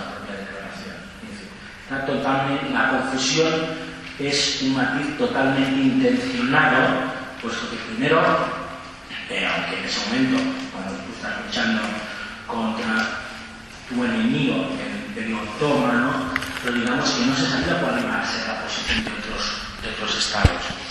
Determinar un estado judío, un estado de Israel en ese momento, podía haber tenido menos apoyos. El propio Benedicto XV, inicialmente, hasta que no existe el secretario de Estado del Vaticano que emite un documento interno de falta de reconocimiento, la primera declaración que hace el Papa es positiva hacia la declaración Balfour, que entre 15 y 20 días más tarde la tiene que matizar. Por lo tanto, son a situaciones jurídicas donde básicamente, como decíamos, se necesita un Estado con unos límites y con unos inicios. Por ejemplo, la declaración, que no fue una declaración, sino la resolución 181 de Naciones Unidas. Existirán dos estados, palestino y israelí, o judío, y determina israelí, un estado palestino y un estado judío. Por lo tanto, ya se habla de una entidad jurídica. Segundo límite, que será determinado a partir de la salida de los británicos, por lo tanto a partir del 14 de mayo del 48, en el caso judío la declaración de independencia es del 15 de mayo, y el tercero es los límites de ese Estado. Por lo tanto son las tres consideraciones que sería la diferencia entre hogar nacional, que es una aspiración, a una realidad que es un Estado. Son términos jurídicos, básicamente. Muchas gracias. En lo referente al Estado también yo quería hacer una puntualización. La declaración Balfour de 1917 y los criterios de Montevideo son de 1931. Los criterios de Montevideo los ha mencionado José Antonio y son los elementos necesarios para que exista un Estado, que es territorio, población, organización política y reconocimiento internacional. Entonces, la declaración Balfour, insisto, ¿no? Como ya ha dicho José Antonio, en aquellos entonces, El reconocimiento como Estado era fundamental y la declaración fue simplemente pues, hace ese paso adelante y dos atrás, como ha mencionado José Antonio. Referente al sionismo y a lo que siempre decimos en la Haggadah, que el año que viene en Jerusalén, por supuesto todos los judíos desde hace 2000 años somos sionistas. Lo que pasa es que el sionismo moderno se entiende como un movimiento político de liberación nacional. Cuando hace 1000 años decíamos eso en la Haggadah de Pesach, no teníamos la intención de hacerlo.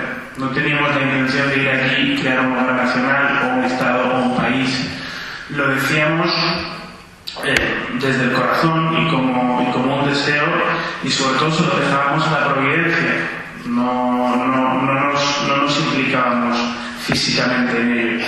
Entonces, desde el punto de vista general, sí, hemos sido sionistas siempre, pero el sionismo como lo entendemos hoy día, y dentro de ese sionismo político hay 20.000 vertientes, ¿no? José Antonio habla de la revisionista, está el sionismo cultural, el sionismo laborista, pero el sionismo político como tal necesita cristalizarse en un movimiento, y ese es el sionismo que tenemos hoy día. Y respecto a los palestinos de hoy, de cómo se llamaban en aquellos entonces, bueno, en el año 56, con ya Israel existiendo, el predecesor de Arafat, Ahmed Shukeiri, que era presidente de la OLP en aquellos entonces, una vez declaró que los palestinos no eran más que sirios del sur. Y previamente a ello, quiero decir, lo he mencionado antes, es que y José Antonio lo ha dicho muy bien, en las películas también se ven estas cosas perfectamente. Todos nos acordamos de Éxodo, de Paul Newman en Éxodo, ¿no? Y él se hace llamar a sí mismo palestino. Los judíos que vivían en el preestado de Israel se hacían llamar palestinos. El árabe palestino era árabe, punto. Pero porque no existe una conciencia nacional en los árabes de Oriente Medio. Eso es algo que le insuflamos los europeos a los árabes. No existían movimientos nacionalistas. Ellos eran árabes y vivían a lo mejor en Ramallah, y si iban a visitar un primo a Damasco no tenían fronteras. Se dividían en tribus. Entonces el nacionalismo palestino, como bien ha escrito Marcos Aguinis, surge como una respuesta a la llegada del nacionalismo judío a Palestina, y también como por la motivación británica para que sirva de quinta columna contra los otomanos. Entonces, bueno, los palestinos, eso no justifica, eso no deslegitima su movimiento. Yo creo personalmente que tienen derecho a tener un Estado, pero es cierto, su nacionalismo es ad hoc y es muy temprano, es muy tardío. Yo quería añadir que Palestina, antes era Judea, los romanos le quitan el nombre, la bautizan para que los judíos no la vinculen a los romanos, para que no la vinculen. Yo creo que hemos tenido la suerte o la mala suerte de cuando se hace esa división, los judíos cambian el nombre. Mis parientes cuando migraban iban a Palestina. Palestina nunca fue de los palestinos.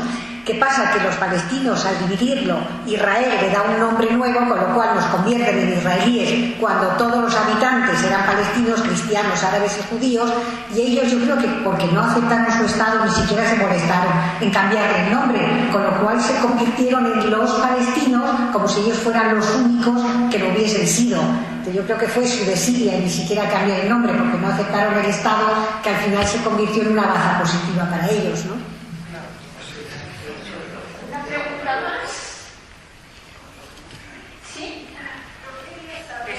Creo que tienes que venir para... Sí, para la declaración de Balfour, ¿no? Se incluyó lo de Dreyfus y Bismarck. He oído algo.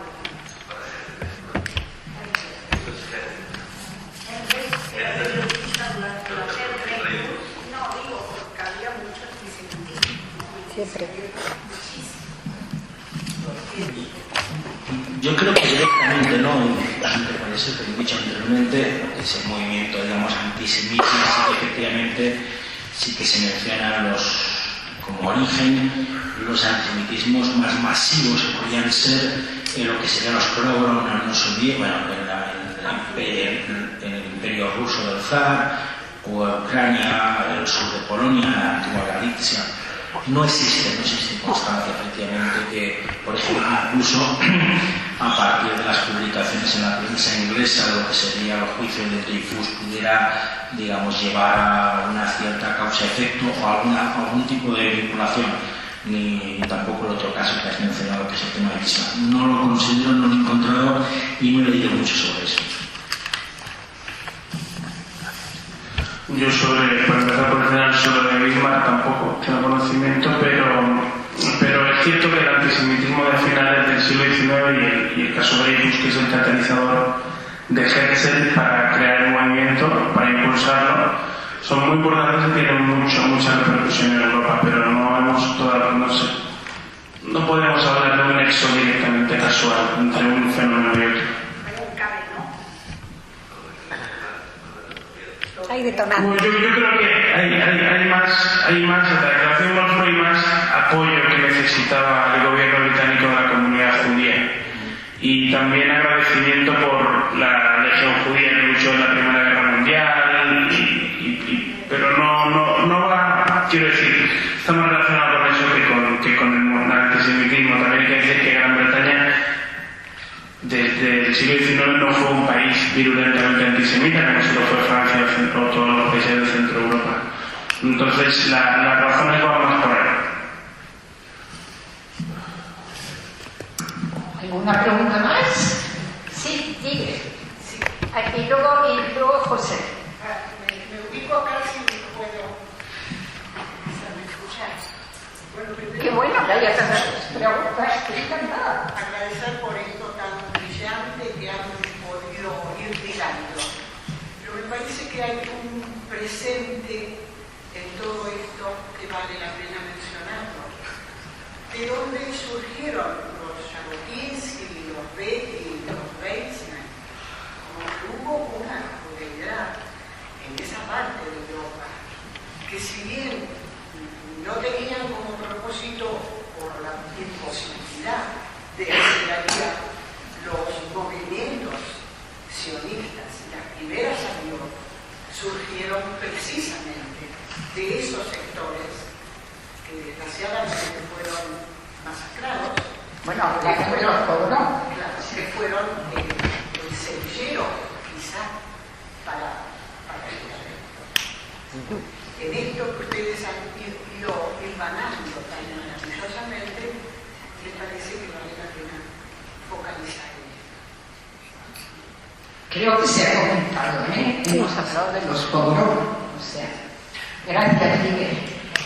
José. No llega el micrófono tampoco. Es que no es instalado, no puedo llevarme la Pues sino que se siente allí.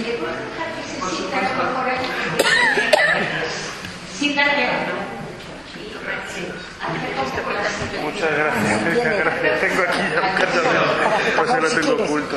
Pues mira, si tienes no me vendría mal, porque tuvo un trancazo desagradable. Estupendo, porque creo que hay que romper un poco con que el Estado de Israel es la declaración Balfour, un gran espaldarazo, no sé si jurídico, porque como papel, como valor jurídico no tiene demasiado. La declaración Balfour, pero fue un espaldarazo, reconocimiento y interesantísimo.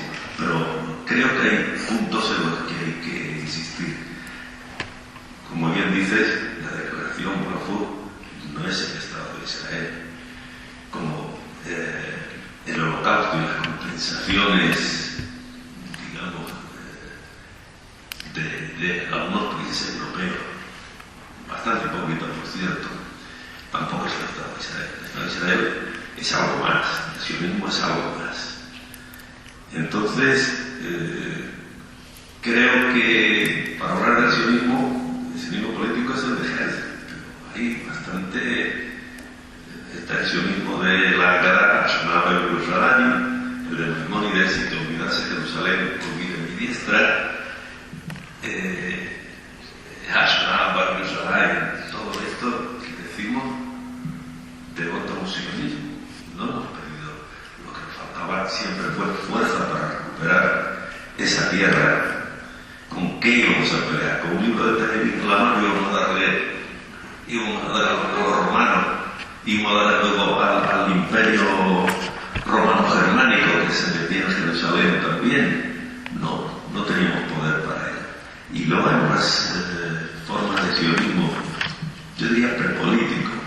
No olvidemos a doña Gracia Méndez, que intenta comprar tierras del sultán turco dentro de tierra de Israel. Se quedó en un gesto, no debe llegar mucho más allá. Yo quiero reivindicar el sionismo de mi sionismo, de mi familia. En la segunda mitad del siglo XIX, el sionismo un poco peculiar, porque no iban a luchar a Israel, iban a morir a Israel. Se retiraban en una cierta edad, hacían un retiro espiritual y se iban a Safer o se iban a Tiberiades. Pero eso también era sionismo. Por eso quiero contextualizar desde la dirección Balfour en todos estos hitos que han llegado a la creación del Estado de Israel. Y una puntualización, creo que estamos perdiendo la iniciativa del lenguaje palestino. Ya se habló de Palestina, no éramos los que emigramos a Palestina a principios de la mitad del siglo XX, también eran palestinos. Y los palestinos dentro de los pueblos árabes, en efecto, no son nada. Son una parte de algunas tribus que componían lo que decían la nación árabe, que nunca existió como tal nación ni fue un Estado, sino que era muy limitado por Persia por un lado, por la India por el otro lado, y los iraníes no eran árabes, por eso había un cierto margen. Entonces, creo que pervertimos un poco el concepto de palestino, que realmente no se utiliza hasta después de la guerra de los 6 días, con Yasser Arafat reivindicando. Entonces, hubo así la Organización de Liberación de Palestina, pero nada más. El conflicto era un conflicto árabe-israelí, de una nación inmensamente grande árabe, que no quería conceder un espacio mínimo para el pueblo judío. Y una Palestina que geográficamente también es muy discutible, porque Palestina era Palestina cisjordana, Palestina transjordana e incluso en algún momento el sinaí, porque el amo otomano tenía las provincias así distribuidas. Entonces, cuando se establece esa lucha entre la Palestina judía y la Palestina árabe, estamos hablando de que dentro de la nación árabe, dentro de no sé cuántos varios millones de kilómetros cuadrados, se discute, se escatima 20.000 kilómetros cuadrados a una comunidad que ya está establecida, mientras ha podido Víctor lo han expulsado, ha vivido siempre en esa tierra. Gracias.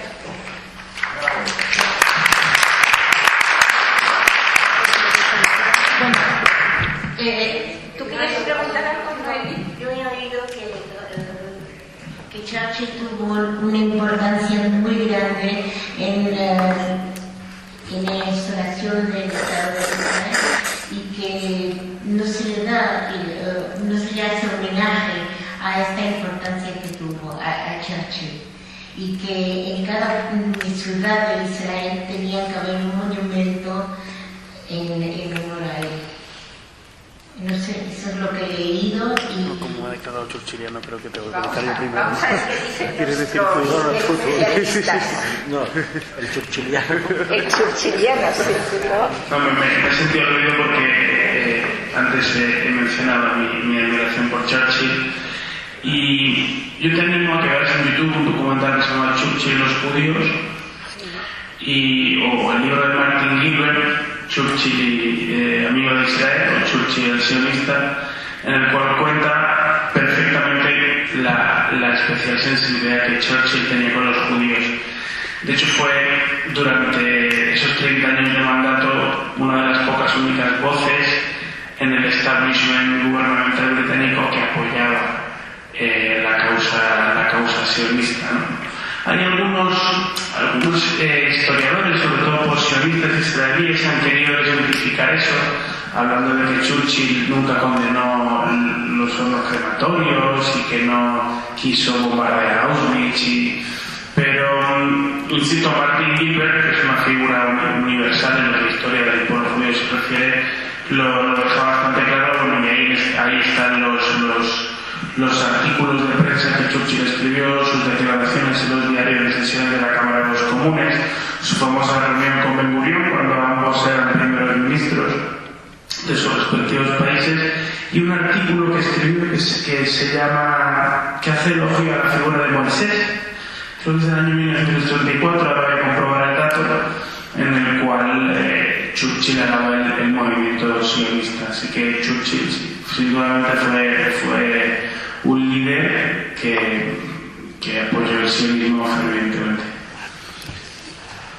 Estoy totalmente de acuerdo con lo que he dicho. Efectivamente, os recomiendo, iba a decirlo, que solo está en inglés, no está traducido ni en francés ni en castellano, que es Churchill y los judíos, del profesor Martin Gilbert. Sin embargo, todo el mundo tiene la parte negativa. Hay que pensar que hay un periodo entre el 1920, o puede ser 1919, 1920, 1922, donde es cuando se está gestando el libro blanco, que el gran responsable del libro blanco es el propio Churchill. Digamos, tenemos ahí un periodo no de negro ni blanco, de una posición gris, pero sí que efectivamente en el momento en que él tiene realmente posición de gobierno y de decisión, es, pues, digamos, uno de los padres que más impulsan el desarrollo o la creación del Estado de Israel. Pero, digamos, en ese periodo del 19-22 habría algunas lagunas que, como siempre, a todos los grandes líderes se ponen encima de la mesa y se vive con los tonos oscuros. Bueno, quizás una frase para terminar. Darwin dijo que solamente los que se adaptan son capaces de sobrevivir. Creo que los judíos somos absolutamente los adalides de esta frase.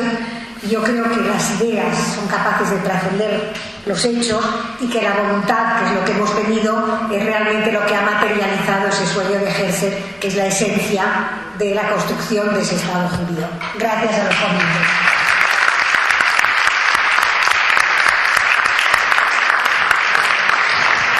La verdad que quería agradecer profundamente a José Antonio Villona, a Elvis Cohen, y por el lujo de tener a dos personas tan duchas en el tema, que ha sido muy interesante. Agradecer también a la portavoz a Hamutal por haber venido y darnos la voz de Israel. Agradecer mucho a Verónica por haber llevado la mesa. Agradecer a nuestra comisión de fiestas por la magnífica mesa que tenemos de dulces, a mi copresidenta Giselle y a todos por vuestra presencia. Hasta pronto. Muchas gracias.